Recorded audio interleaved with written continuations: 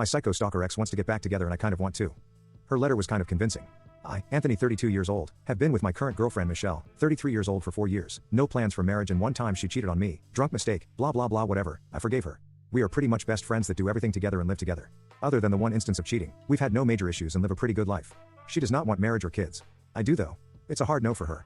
Recently my ex Nicole, 32 years old, contacted me over a promise we made back when we broke up. When and if we were both not married by 32, we would find a way to be together.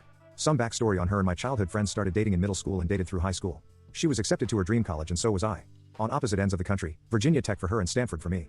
We did long distance for 2 years until deciding to let each other live their life and be more connected to maybe someone closer if it was going to happen. This was a mutual decision and we broke up contact at that point so that we could move on. Her parents still talk to me on occasion. Live 4 hours away. Same with my sister 20 minutes away and her grandparents 2 hours away but never about her for my request. So flash forward. I've been getting calls from a weird number once every month since September and just didn't answer because I don't answer numbers I don't know, figured if important they would leave a message. Ex's sister comes by and says, hey, this is from Nicole.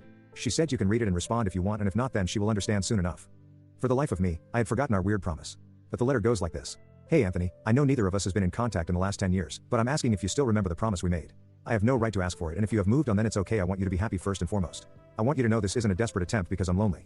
My sister was quite keen on giving that as the probable reason as to why I've been feeling this way and why I'm bringing up that old promise. This is more along the lines of I just can't imagine my life with anyone else. Yes, have been on many dates and had one relationship that lasted over a year, but there was always this lack of feeling in me that well, in all honesty, they weren't you. You were the guy I knew instantly when we were young that I would want to be with forever. The guy who made me smile that I could wake up next to and was genuinely happy knowing that we were together. In my mind you, Anthony, have been my only one in desire. That day we decided to try and move on because of the distance. I won't lie, it took me about a year to realize how stupid that was. It was mutual, but my feelings are that I pushed you towards it. I honestly feel like the first suggestion of giving time to each other to finish school and not have to try and coordinate our lives was the stupidest mistake I could ever have made. Anthony, you are my soulmate, my love, my life and that is why what comes next.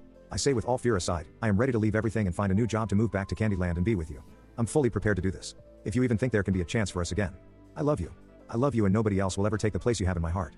When I talked to my parents and friends, they were in full support of this. Also, thank you so much for being there for my parents when they needed help moving and working on Dad's bike and truck. I had no idea until a few days ago. I will be fully committed to being yours. I want to be part of your life and want you to be in mine forever. Growing old, seeing the world change, the lives we live together as one, and most importantly, I just want us to be happy. I've wasted enough time holding back what I have wanted to say for the last few years. Anthony, I love you so much. I want to live my life with you. I'm prepared to leave it all for you. And lastly, my love, my childhood friend, my soulmate. I'm more than prepared to be your wife and be the mother to our children. If I don't hear back by the end of the month, I will assume you have moved on for the better and will do my best not to reach out again. If you decide otherwise, I have left my number and email, love insert nickname from childhood. Nicole, to be honest, I don't know if I should respond or what I should do. She left her number one who has been calling me and her email. I'm conflicted a lot really. I literally cried when I read the letter and it brought back a lot of emotions that I didn't think we were still there since Michelle, Nicole, and I all went to the same high school. They both know each other and I'm honestly afraid Michelle will tell me to go be with her without a second thought if I told her about Nicole reaching out, only just knowing how she is as a person. I've been debating it since getting the letter yesterday.